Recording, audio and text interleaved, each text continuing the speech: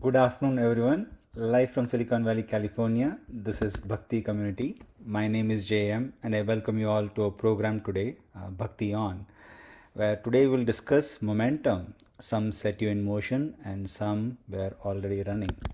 With our speaker today, Vaish, a veteran Bhakti yogi, author, and former monk. We have around 30 members on Zoom. People are still dialing in, I think, after their work hours. And I have Premanishta helping me out in managing social media today. Good afternoon, Vaish. Really happy and excited to be looking forward to this episode on momentum. Thank you so much, GM, for such a warm welcome, and great to see all of you for Bhakti On, which means it's Monday. And we have 7 days in a week. And if we have a plan for each day, then it's possible to create momentum.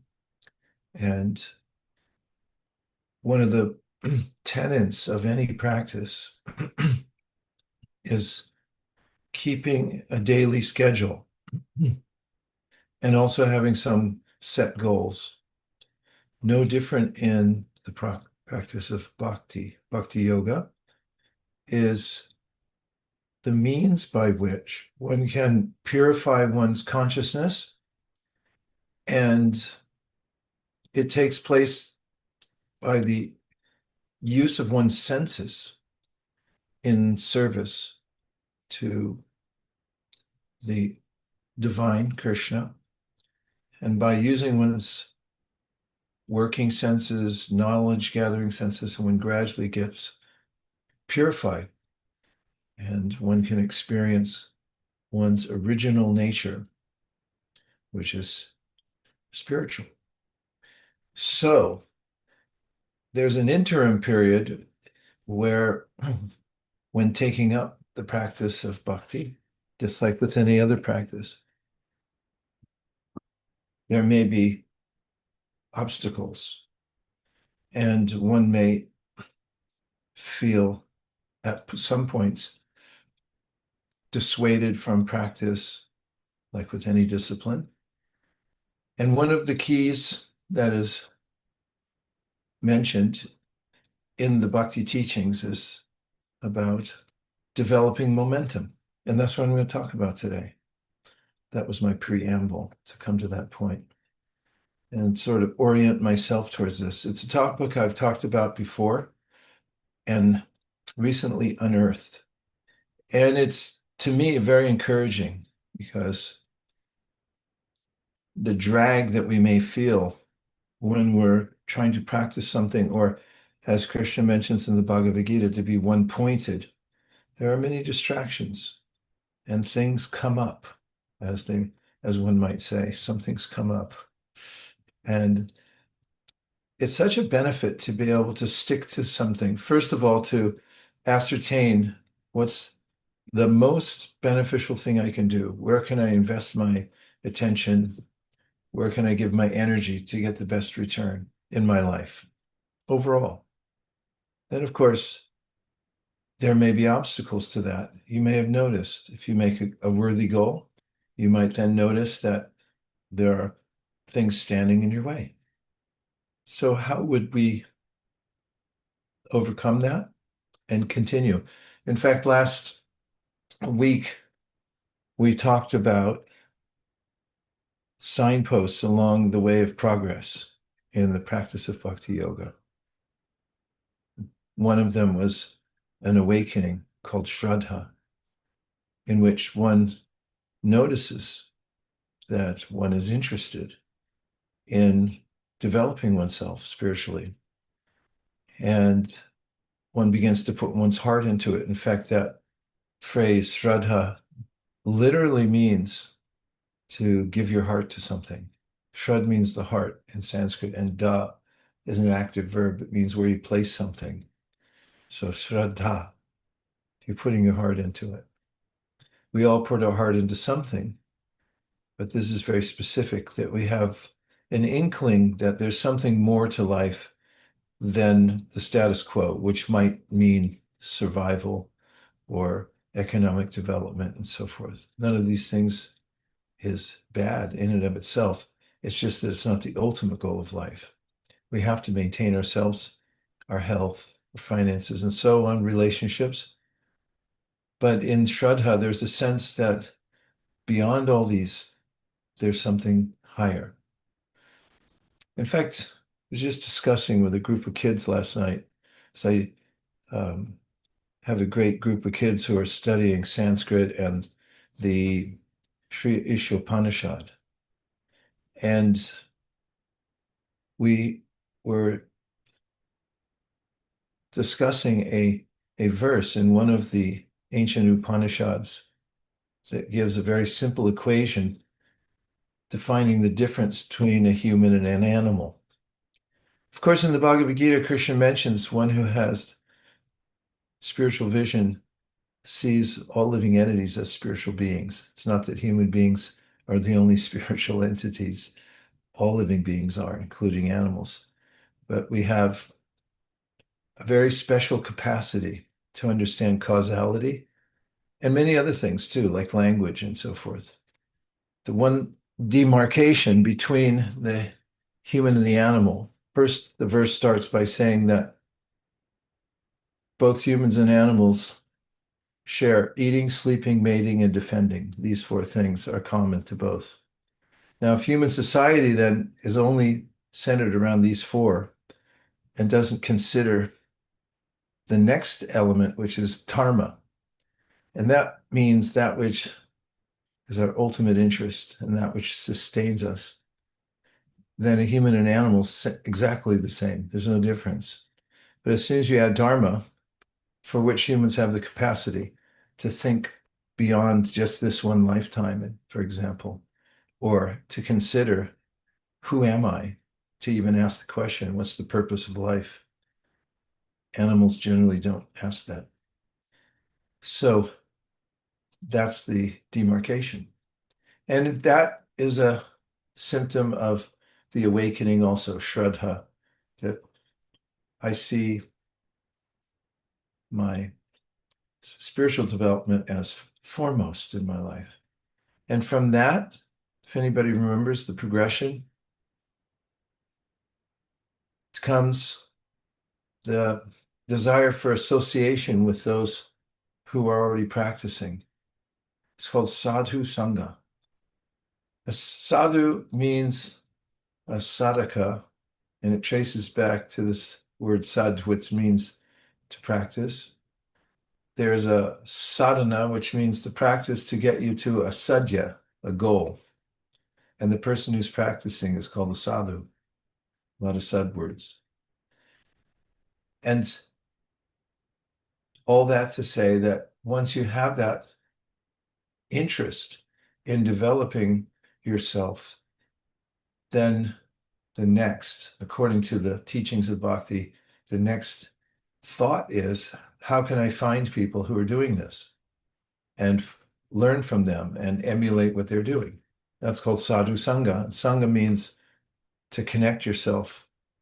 Like this arm is connected to my body, and therefore it's called an anga. It's an anga of my body, a part of my body. So sangha means you make yourself part of a group that is moving forward spiritually. Of course, that applies universally in any practice, right? Because if you want to become a musician, likely you'll spend a little time around musicians. And if you want to be a financier, you'll probably join some association where financiers discuss finances. Next comes something that is not unexpected, which is called anarta nivriti, which means we'll start noticing when we want to improve ourselves, refine ourselves, that there are obstacles. Anarta specifically means there's unwanted things, things we've collected over time that we would rather not have. Various habits, perhaps, thought patterns that vex us, constantly, or the inability to concentrate on the subject matter. We may we may feel overcome by certain emotions. For instance, envy is described poetically as a burning sensation. You can't get anything out of life when you're envious. Just as Voltaire once said, that when you appreciate the good qualities in others, then they become yours. Envy's the opposite. When you envy other people, then you can't get anything. You just have to suffer. And there's a lot of ways psychologically that we suffer. Krishna mentions that in the Bhagavad Gita. He says, Raga Bhaya Krodha. We suffer because we're irrationally attached to things that are temporary. We have a thirst for things that are temporary. That's kind of an interesting thing to contemplate. If somebody might say, well, everything's temporary. So, well, not necessarily. You're not. You'll outlast this body, in fact. Body has a shelf life, you don't. And Bhaya means fear. It's the pervasive emotion of the world. Bhagavad Gita mentions this. What am I afraid of? One fear is I'm afraid of non-existence.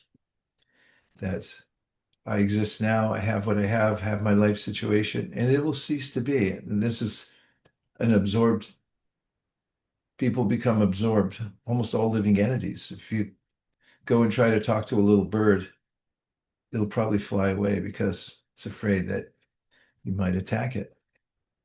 And thirdly, there's krodha, which means frustration, extreme frustration that leads to a kind of anger. These are three general categories that would come up within the category of anartha-nivritti. That's the stage after one decides, I'm going to move forward spiritually. Then you begin the journey in the association of others. And then you notice that there's a lot to work on. And I don't know about any of you. Have you ever had the pleasure of taking time to clean your living space? It's a funny way to say it. Clean your room, clean your house, clean wherever you live, and then notice that there's a lot more to clean than you thought. And once you start cleaning, then you start thinking, the furniture is a little drab anyway. Should be replaced. Everything, we start noticing more.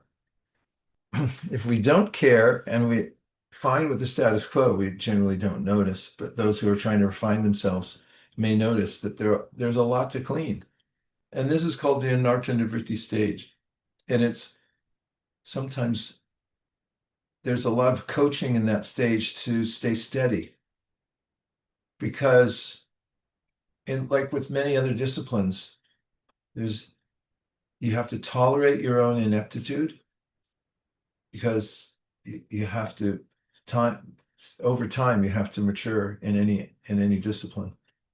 And also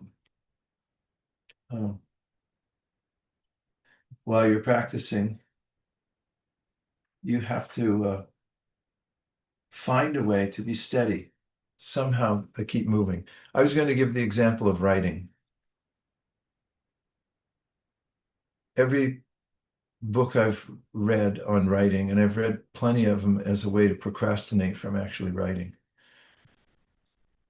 I find that the authors invariably say, go back and write. Just sit down. In fact, there's an Australian author I read who's an accomplished author and said, get glue, put it in your seat, sit down, and don't get back up again. Just keep writing. And my experience in writing the first long work that I wrote was a book, meant to be a book, became a book. And I felt when I was in the middle of it, like I was swimming in the ocean. I didn't know when I was going to reach the shore. And then I realized if you want to reach the shore, there's nothing you can do except keep swimming. And you can't stop. So this is the Anarta Nivritti stage of practice of bhakti. And the the sages who teach bhakti over time, they chart it out so we know what to expect. Oftentimes people take up a prospective business, maybe go into business for themselves, and somebody tells them, here's a great opportunity. You take this up and you'll be independently wealthy. And then people take it up. And there are some people that have taken the same opportunity, become independently wealthy, but then people take it up and generally they become discouraged after some time because they realize that it's not magic. You actually have to work at it. Means you got to call people, you have to keep accounts, and you have to be able to face rejection, etc., etc. So what a lot of people do is then just look for a different opportunity rather than continue in that one. So one has to be steady, be a stalwart in practice. It requires,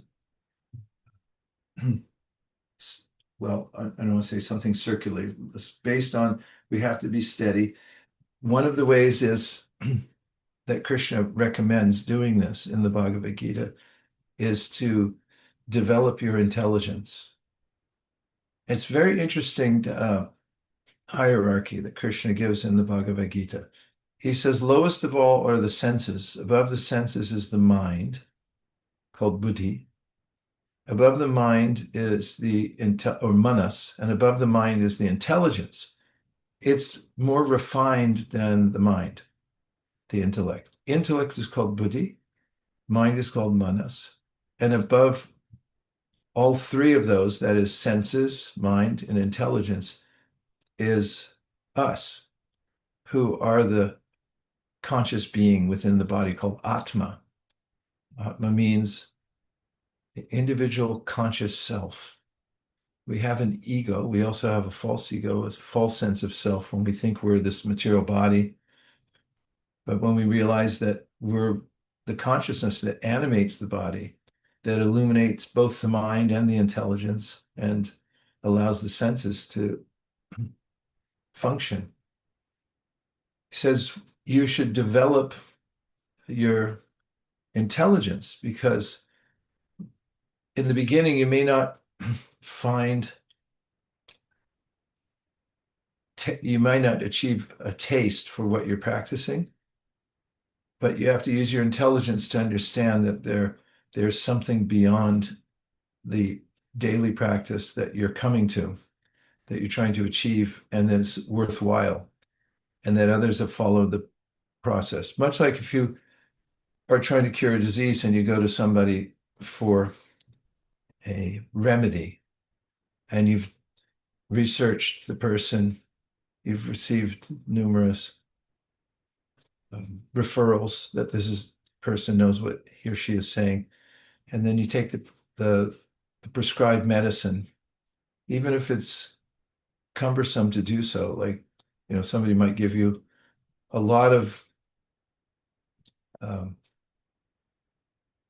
various ways that you have to amend your diet or take this at this time of the day, don't eat at this other time. But because you've done your research and you understand that many people have achieved this, they've taken the remedy and they've overcome the same illness. So then you use your intelligence and you continue. In that interim period called anarta nivritti, one has to use one's intelligence and understand this is medicinal. And by continuing, I'll become purified. One of the features of continuation, or maybe the very definition of continuation, is a concept that I'm sure we've all heard of called momentum. And that's what I'm going to talk about today. That was my second preamble to what I was going to say. But I wanted to give context to why I'm talking about such abstract terms. And maybe I'll just say something why, in the course of presenting this, of why I like talking about it so much. And I already have a reflection. That's pretty good, JM. Yeah, there are a couple of one. I think Cheryl responded to your question, what does envy feel like? And she responded, pain at that point, I believe. That was like an obstacle to the practice. Absolutely. Okay. Yeah. So yeah, just reflecting on what you're saying, Vash, about momentum and taking the medicine, and even if it's not giving you desired results straight away, just having that determination and grit to continue on, because deep down you know it's the path, the way, and letting go of desired outcomes on your watch. Yeah, it's challenging, hey. Yes. And so is But the every. obstacle is the way. Mhm. Yeah, it seems to be that those things that are worthwhile are challenging. For instance, if you want to have good health, it's a little challenging, especially as you age. You have to be vigilant and take care of yourself, and it requires getting into a routine and having some momentum in it. Jam, what was the other reflection? Ankit put something. Yeah, Ankit shared Sadhu Sangha analogy or association of spiritual being analogy feels like if I want to be a wrestler and have no experience in that, then I better associate with fellow veteran wrestlers who will train us, and unearth and nivritti is like getting training by those wrestlers and leaving behind anything which is an hindrance to be a good wrestler. Yeah, wrestling definitely. And the idea of sloughing off those things which are slowing you down, that's free will. And it's actually described in the teachings of bhakti that one of the ways that you very deliberately can make progress is by ascertaining which things are slowing you down, which are the obstacles, make a list, and then deliberately reduce them and then give them up. Great, more stuff, JM. Please go ahead. Yes, Apara shared, I resonated with the idea of tolerating one's own ineptitude, and how when we start chanting our living space, in the beginning it appears to be more dirty. Yeah, and I'm gonna look up the word inept. I like the word too, but I want to make sure I know what it means. Having or showing no skill, clumsy. It comes from mid 16th century in the sense of not apt, unsuitable, from Latin ineptus, from in, not, and aptus. See, apt. Apt means appropriate or suitable in circumstances. Aptus, fitted. So inept sort of morphed into that E sound, inept, from inapt. Good to know. Yeah, you have to tolerate your own ineptitude and be willing to be clumsy in the beginning in order to make progress. Go ahead, Jam, more. Yeah, Krishna says, what should we do, or Krishna asks, what should we do if we have setbacks, or if we fail or become unsteady on our path of improvement? How do we get back up? Yeah, she's asking that question just so we can go on with the rest of the slideshow, because that's what it's about. And the short answer is you have to keep going. And that's what I want to talk about tonight. So Jam, how about if I show a couple slides? And in the meantime, if anybody wants to say anything, please feel free to speak up or to put anything in the chat. And we'll take a little break in a few minutes and see if anybody has a guest that you want to introduce. Momentum, the driving force gained by continuing a process. Interesting. The driving force gained by continuing a process. There's great benefit in continuing. And it comes from action, not planning.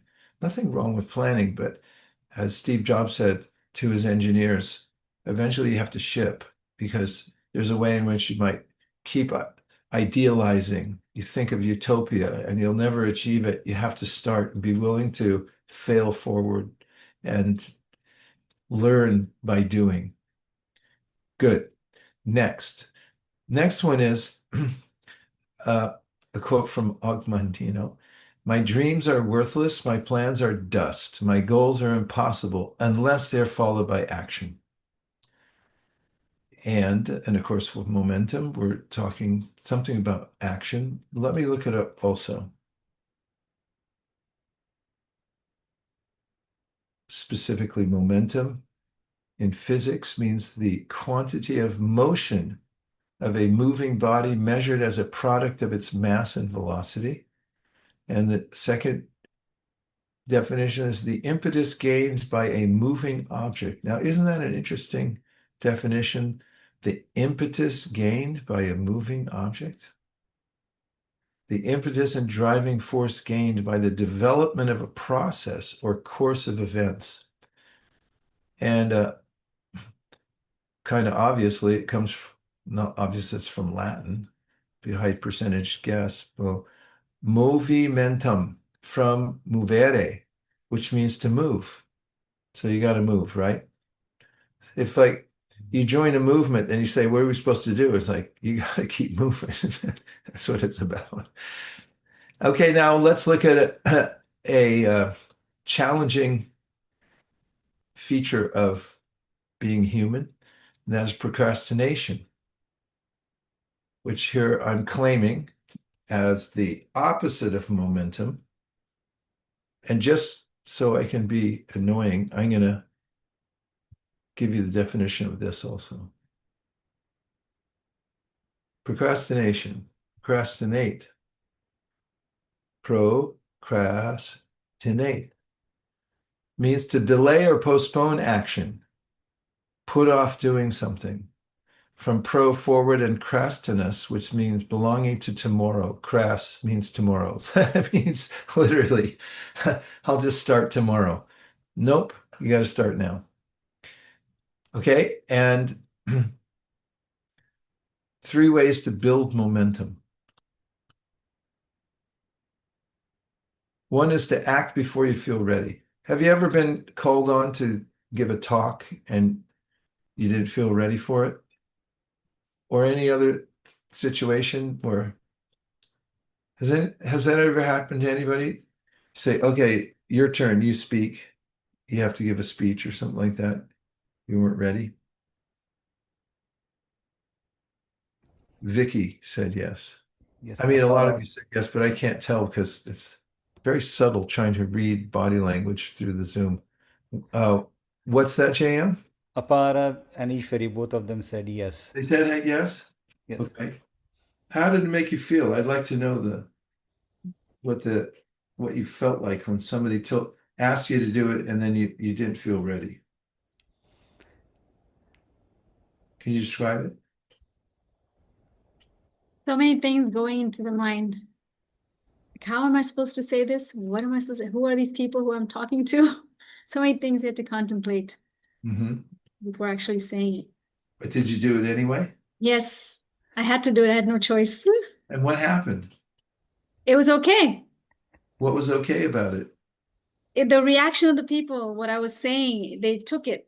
And I was kind of surprised because I think that they were not ready for, a little deeper conversation. Okay. And did it help you the next time someone asked you to speak? Remembering the first time when you didn't feel like doing it and you did it anyway? Yes, I was better prepared next time. Okay. And let's see if we can get a deposition from Apara. You said you were asked to speak one time and you didn't feel like it, but you did it anyway. I think you did it anyway. At least I only asked if you didn't feel like it. Apara, what happened? If I remember correctly, one of the thoughts which came to my mind is how we hear in many of our talks that we are the instrument and not the doers. So that is something which gave me the confidence that, okay, it's not I who is going to do it, but there is a higher power which is equipping me to do or say what I'm doing. So that really gave me the confidence. And like Ishwari was saying, that to my surprise, uh, when I asked something or when I said something, the response was actually very nice. And one of the things my husband and I share very frequently is that if we don't ask, the answer is no. So a lot of time we anticipate or we speculate on a negative outcome, Hmm. but like how you always say that there's actually a 50% chance of a positive outcome also. 50% chance of positive outcome. Great. And how did you feel the next time somebody asked you? Did you have more confidence Yes, I have more confidence. because of the experience? Yes. Sorry to be leading the witness, but that's what I'm trying to get to. And that's the first one. Act before you feel ready. There are many cases in which you may have to commit first and motivation can follow.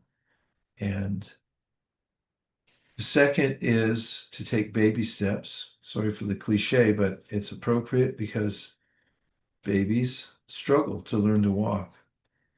But translated into a way in which we can develop momentum, which is widely given advice in many different cultures, is take the step that you can handle right now, the smallest of steps. And not the least of which the quote, the longest journey begins with the first step, etc. It's true. And if you keep moving, that's the idea of momentum, is to move. If you move in that direction, even if you feel incapable, inept, and maybe you don't even feel like doing it, but your intelligence says, no, it's a good thing to do. You should do it. And you take the small step. Sometimes you have a breakthrough. For instance, have you ever had an opportunity to meditate, for instance, and then your mind said, nah, not right now. Let's scroll all night long instead. But you used your free will, you used your intelligence to bolster your action. You said, well, at least for 30 seconds, I'll meditate. And then you sat down, you meditated, and then you had a breakthrough and you thought, wow, this is actually better than looking at a screen. So there's a way in which, from inactivity or being overcome by a sense of, let me do it tomorrow, which means procrastination, instead of starting now, we can take the smallest of steps and start moving in the right direction to build momentum. And the third is just have a commitment to stay in the process no matter what happens. These overlap quite a bit, but they still have their own individual value to consider. That is, act before you feel ready, then take baby steps, whatever step you can handle. And if you feel like you can't handle much, that's okay. Just because you can't do what you want to do doesn't mean you can't do something and move forward. That's how to build momentum. And also have a commitment to stay with the process no matter what happens. Because most successes come from a series of comebacks. People who learn how to make a comeback when they get rejected or when they feel they didn't do it right. In fact, in learning languages, one of the most important aspects is to be willing to make mistakes when you speak. One of the key reasons research shows that people, adults especially, don't assimilate a second language or a third language is because they're afraid to say something wrong. Babies generally don't have that problem when they're learning because everyone kind of thinks it's cute when they say something wrong. They keep encouraging them, and there's it's not taboo to do something wrong as maybe it is for an adult. So stay with the process, even if you think that you're not getting immediate results, or even if you're not getting immediate results. And then about inaction. When we stick to inaction, there's a way in which breeds this kind of fear and doubt. Whereas once you get into action, there's a confidence and courage. This famous quote from Goethe, the German philosopher, who says that beginning has genius and power in it. Genius and power. If you begin something boldly, you enter into it, then a lot is revealed to you that isn't revealed when you hold back and just theorize about it and imagine that you might do it. And you're, in that sense, in that state, you're likely to be doubtful and fearful. But once you start to act, the lights come on, the energy comes. So similarly, as we're talking about the practice of bhakti, if we get into action, and there's fortunately many ways to be in action in bhakti. I mentioned this at the beginning, but one of the very clear distinctions about bhakti yoga, its translation is devotional service. And my teacher pointed out that you could have just called it service, or you could have just called it devotion. But you put the two together, it's very important, because service means that you're using your senses to do something for someone. And then what's the mood of it? It's devotional. And one of the main points is that you can use any of your senses in service. For instance, your hands. There's lots of things you could do in service with your hands, right? I could admit that two of my favorite activities in service are sweeping and scrubbing. I like to scrub pots and I like to sweep floors. And sometimes when I start sweeping a floor, because I'm a senior person in the assembly, people try to take my broom away. I was like, don't take my broom away. I like to sweep. It's very satisfying. And that's one of the aspects of devotional service. If you sweep, there's a light comes on.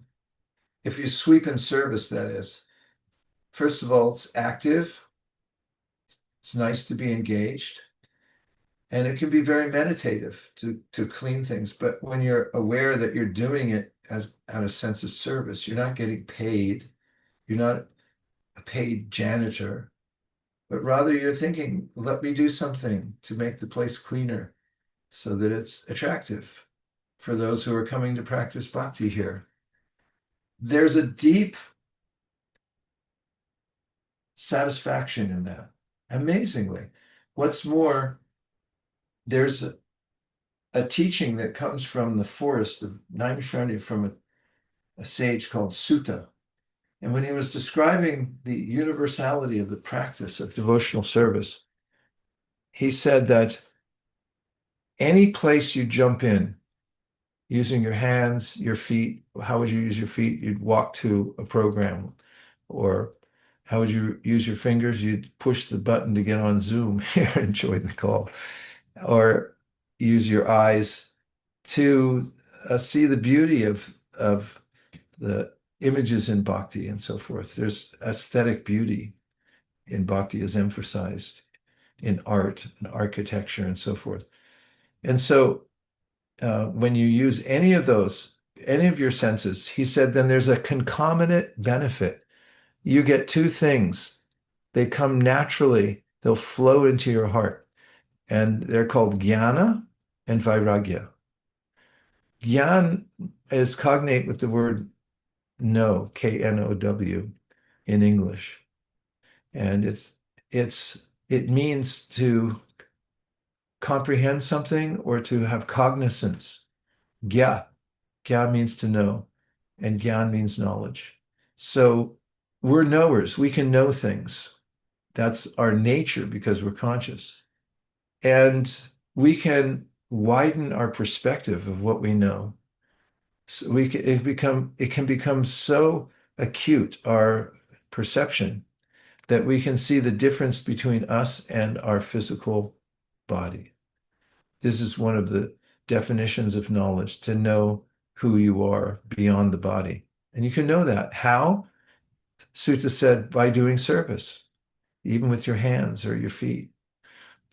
Or it's also mentioned in what's called a Purana. It's called the Padma Purana, the lotus teachings from history. And there's a verse that says yoga begins with the tongue. And someone might say, what do you do with how do you use your tongue? Like down dog, the tongue doing down dog or something like that.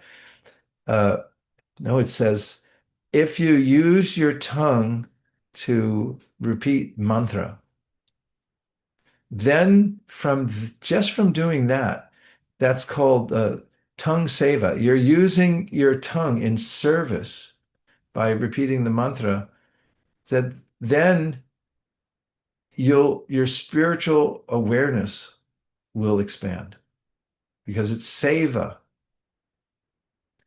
And so the second concomitant benefit you get, concomitant means it just comes naturally. It's thrown in for free when you do service, is that you get vairagya. Vairagya means that you're experiencing something that's pleasing, and therefore you're not interested in the base qualities of the world, or things don't attract you anymore that used to attract you, that you know aren't good for you. For instance, if you've ever had the experience of developing a bad habit, you don't even know how you got it. Maybe you trace it back to association, but then you realize, I have this habit, I'd like to give it up, but then maybe it's not so easy. I hope somebody says that they have had that, because it seems to be a constant in my life. And so what Sutta says is, if you do devotional service, then you'll naturally slough off these bad habits. In due course of time, you'll have the wherewithal to not engage in them, and not because of you're trying to restrain yourself, but because you're not interested in them anymore. That's called vairagya. They just sort of drop off naturally.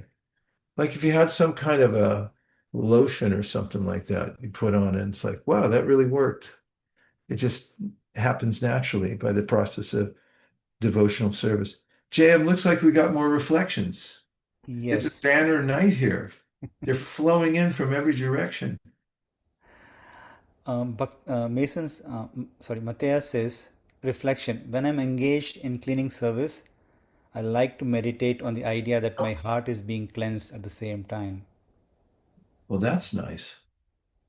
And it's so true too, isn't it? Yeah.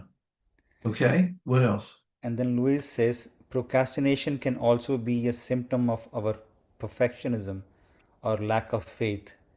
We may feel that we are not pure or good enough for Bhagwan, or so we avoid the action. With faith, we see that divine love is always there, waiting for us to remember it. It is unconditional. We are the ones putting conditions on ourselves. Just shows how tricky it is. Thanks for pointing that out. We may cheat ourselves by thinking that we can't do it, not feeling good enough. And that's why I'm bringing the topic up of how to keep going in order to develop momentum, which will carry one past even one's own sense of being unworthy.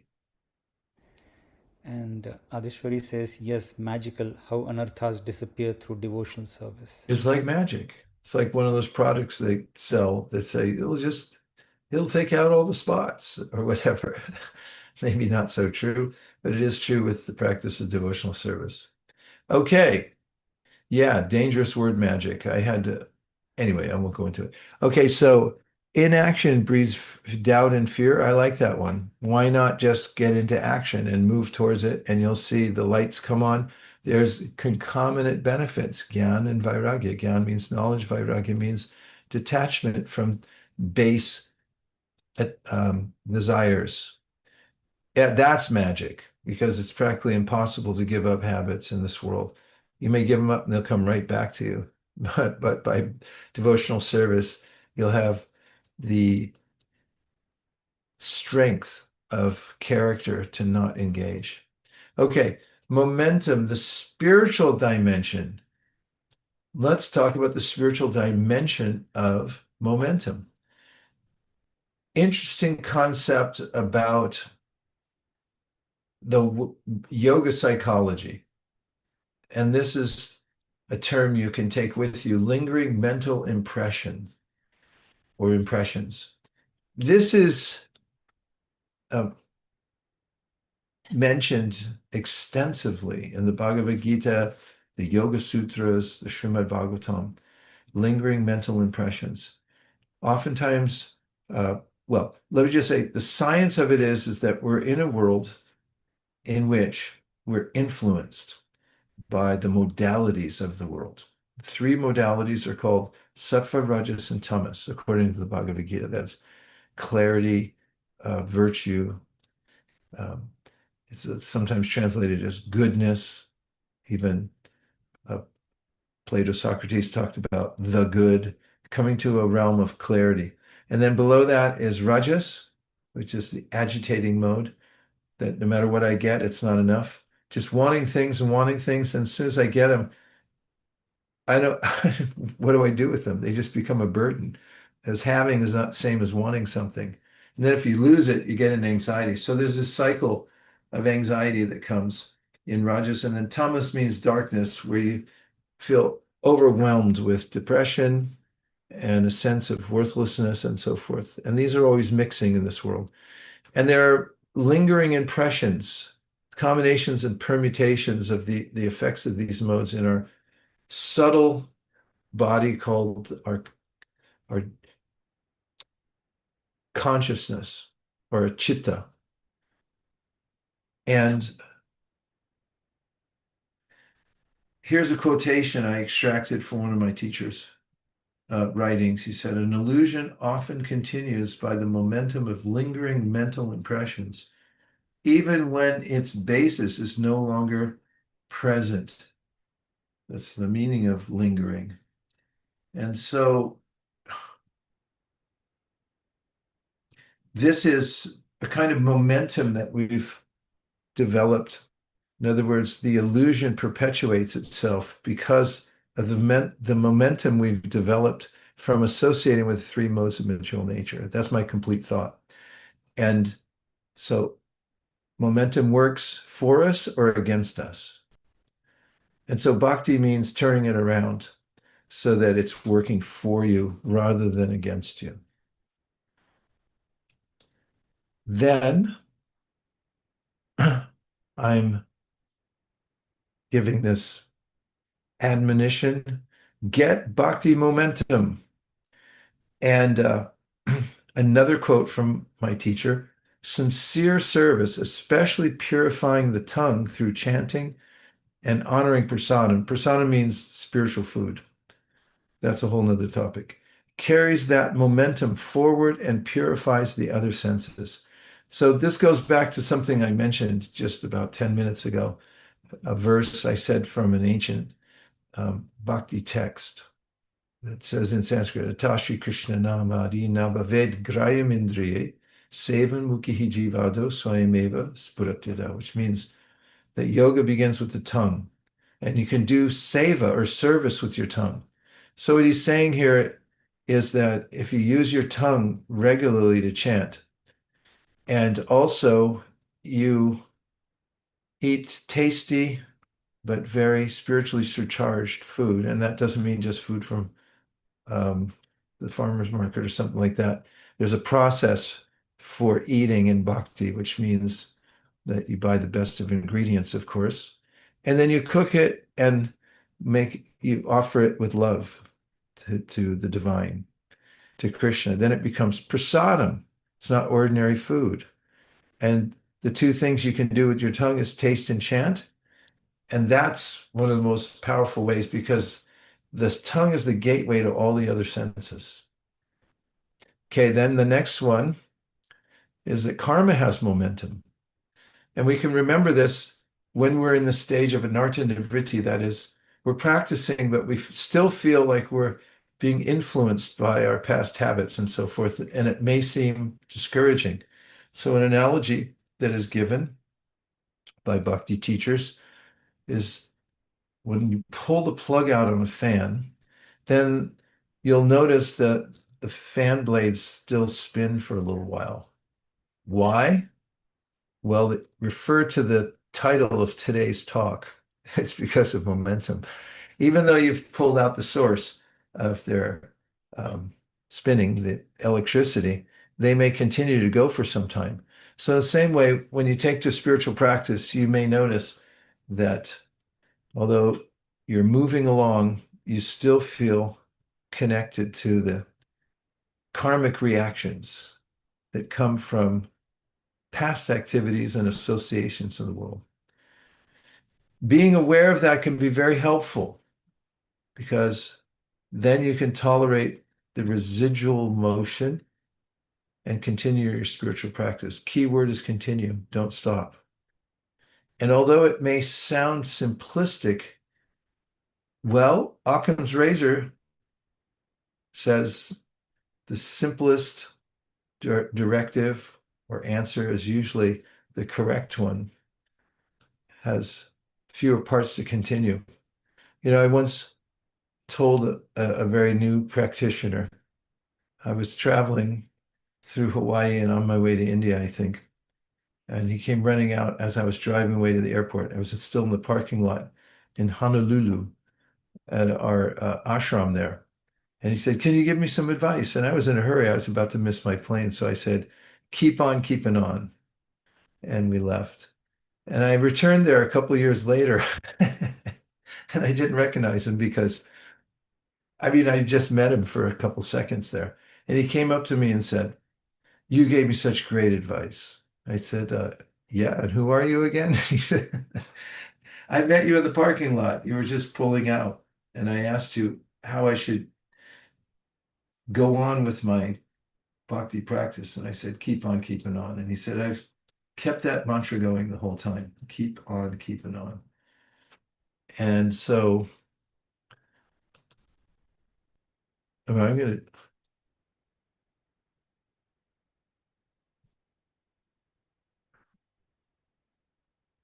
my wife left for Los Angeles this morning because she's helping to cook for the whole week long. There's going to be a festival down there, and they generally feed about 20,000 people down at Venice Beach. And I think she forgot that I'm on this call. Oh, see, she said, "Oh, sorry." I thought it was from 5 to 6. Yeah, that's happening right now. So how is everybody? What do you think about momentum? I love it because when you realize as a human, you can always turn things around in your direction.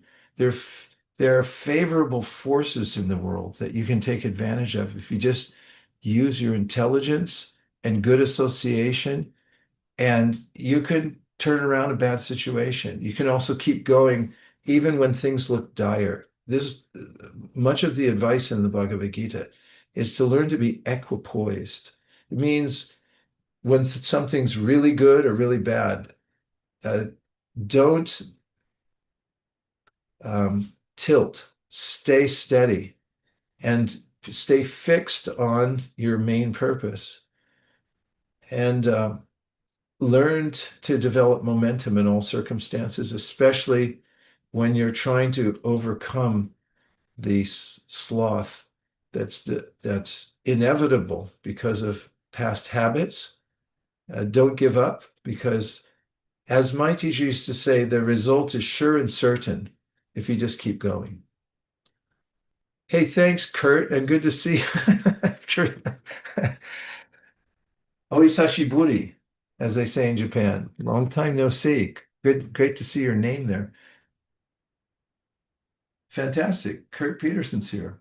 Made my day. Okay, JM, what else? So yeah, I don't want to maybe Kurt, go ahead, Kurt. He's on. Yeah. What up, Vaish? Yeah, I should hopefully see you this weekend. I'll be there Thursday. Nice. I don't know. All I know is Friday through Sunday activities. I don't know what Thursday's going on. Okay, I'll see you Friday through Sunday, and I've been missing you, so I'm really happy that you're here. I'm happy to hear it. I've been missing you too. I've been listening to Fan the Spark a lot of mornings. Thanks a lot. That means a lot to me. See you soon. Fantastic. Okay, thanks, Kurt. Kurt tunes into Bhakti On from his bicycle. He's steady Eddie. Yeah, he has his momentum going. He has momentum. Oh, look, Ankit's here. Fan analogy. Jay, we better pick up the speed here because we're about to run out of time. We have Chitra here. She's going to introduce new people. Yeah. Go ahead. Let's start with Chitra. Yeah, Chitra, go ahead. Says she's dialing in from Australia, so we give deference to those who are. Thank you so much. I would like to welcome Louise. She's our new friend from Melbourne, and she's already a spiritual practitioner inspired by Neem Karoli Baba. And yes, we have a few other regular friends, but Louise is one of our new friends. Thank you. Fantastic. Yeah, please go ahead. Go ahead, Louise. I'd like to thank Chitra for welcoming me and everyone. I'm happy to be here. Happy to have you here. Fantastic. It's your first time, right? Yes, I was just wondering how long I could talk before my dog started. His name is Spark, so I enjoyed the talk last week as well. I watched it over the weekend before I attended today. Well, where's Spark? Can we see him, or is that? Is he? Is he? Spark.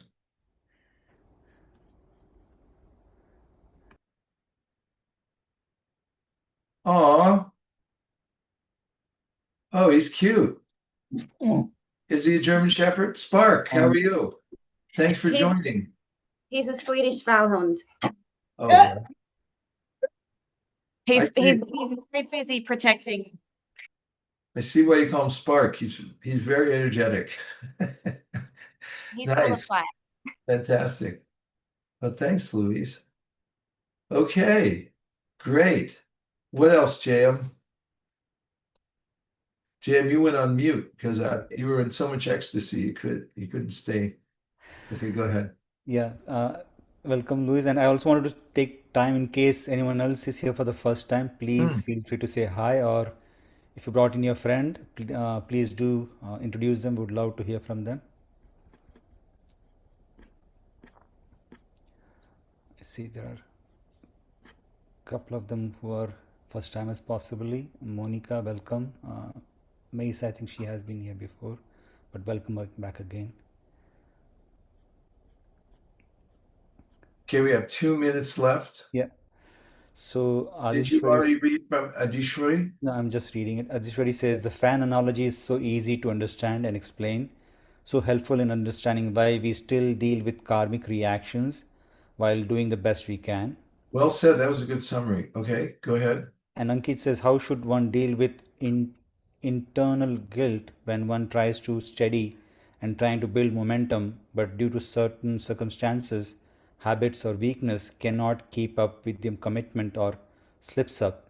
Generally, it's the guilt that also becomes a hindrance we also have to overcome. Well, it's good to have a mentor, because I think this is a ubiquitous experience people have, feeling a little guilty, not doing enough. You have to have somebody who can be there for you and say, you're doing okay. Because it's hard to see ourselves as we are. And one of the default modes is to say, oh, I can't do this, or I'm not good enough.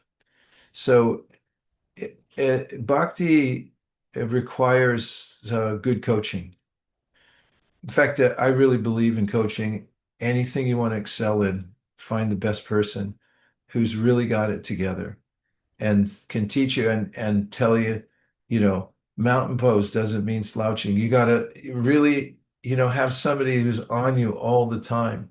And so if you have that, then they'll help you overcome this sense that, oh, I can't do it. And somebody can say, no, you can, just keep going. That could be very helpful. And there are a few more. Nikunja Nagari says, Hare Krishna, I'm Nikunja Nagari, happy to be here. And welcome, Nikunja Nagari, glad. to have you. Yeah, it's great having you here, Nikunja Nagri. Fantastic. And Shamal Sundari says, my new statement to myself, when things look dark, Krishna shows me the light with his teachings. When days are light, he reminds me it's always okay. Smile. Great. Where is Shamasundari? She's here. Do I see her here somewhere? Shamasundari, yes, she's here. Shamasundari, are you able to say hi? Hare Can you Krishna? say hey? Hi. Thanks for being here. I'm glad to be here. Thank you. Fantastic. Okay, and Lata is here. Said for the second time. Thanks, Lata. And Maisa says, so happy to be back. me too. Yeah, well, just having this program, I'm happy to be back too, because unless you have something in time that's demarcated where you have to be there, that's a benefit of me having to speak, is because I have to be here. I want to be here, but the fact is there's so many things you could just keep going. So that's one of the ways of developing momentum in bhakti, is have a place where you're going, where you're expected to be, where you want to be, and that is there on a regular basis to keep you going. Like every Wednesday morning for kids, I put on a meditation session, and means I have to be there for them. And it helps me. And my wife and I used to have bhakti yoga programs in our house. We did it for 16 years, and it would be every week. So it kept a lot of momentum, because you know how your house can kind of get unruly after a while, when you're so busy, both of whoever's in the household. Well, we'd have to pull ourselves together. Jam's smiling because he has programs at his house, so you can relate to it. So it's always good to have some obligation, some service to do that keeps you going, and that helps you keep your momentum. And if you could do it over a long period of time, you'll notice that it's spiritual money in the bank to be able to do that. Well, thank you very much, Jam, for keeping the lights on for us, as usual. And thanks for everyone for joining. It's nice to have this Sangha with everyone from all over the world. Fantastic. And Jam, we need a suitable way to say goodbye, because I'm already feeling separation from everybody. And we heard about the yogis in the Himalayas. They have a phrase, Hari Bol. And whenever they see one another on the high peaks of the Himalayas, when they come out from meditation, they put their hands high in the air and they call out to one another, Hari Bol. Keep the transcendental vibration going. And Amit's already doing it, so I'm going to do it too. Hari Bol. Hari Bol. Everybody. Haribo. Hari Bol. Hey, Bo.